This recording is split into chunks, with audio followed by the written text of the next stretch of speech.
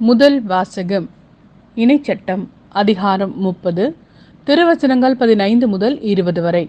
இதோ பார், வாழ்வையும் நன்மையையும் சாவையும் தீமையையும் இன்று நான் உனக்கு முன்பாக வைத்துள்ளேன்.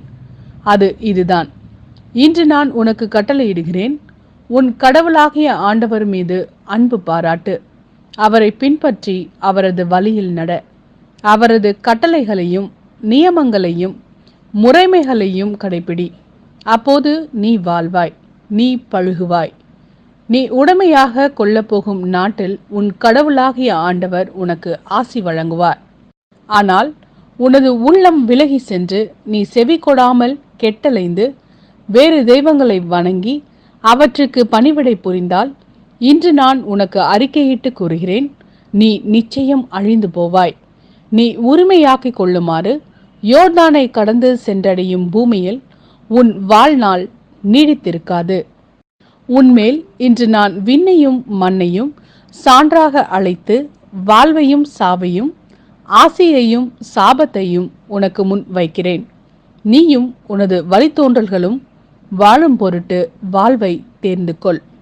உன் கடவுளாகிய ஆண்டவர் மீது அன்பு பாராட்டு. அவரது குரலுக்கு செவிகொடு.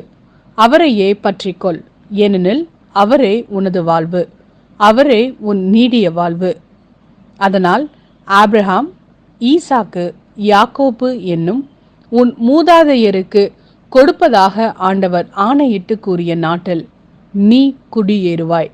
இது ஆண்டவரின் நல்வாக்கு. இறைவா, உமக்கு நன்றி. லூக்கா எழுதிய நற்செய்தி அதிகாரம் 9, திருவசனங்கள் 22 முதல் 25 வரை. மேலும் இயேசு, மானிட மகன் பலவாறு துன்பப்படவும் மூப்பர்கள், தலைமை குருக்கள், மறைநூல் அறிஞர் ஆகியோரால் உதறி தள்ளப்பட்டு கொலை செய்யப்படவும் 3ஆம் நாளில் உயிருடன் எழுப்பப்படவும் வேண்டும் என்று சொன்னார். பின்பு அவர் அனைவரையும் நோக்கி, என்னை பின்பற்ற விரும்பும் எவரும் தன்னலம் துறந்து தன் சிலுவையை நாள்தோறும் தூக்கி கொண்டு என்னை பின்பற்றட்டும். ஏனெனில் தம் உயிரை காத்து கொள்ள விரும்பும் எவரும் அதை இழந்து விடுவர். என் பொருட்டு தம் உயிரை இழக்கும் எவரும் அதை காத்து கொள்வர். ஒருவர் உலகம் முழுவதையும் தமதாக்கிக் கொண்டாலும் வாழ்வையே இழப்பாரெனில் அவருக்கு கிடைக்கும் பயன் என்ன?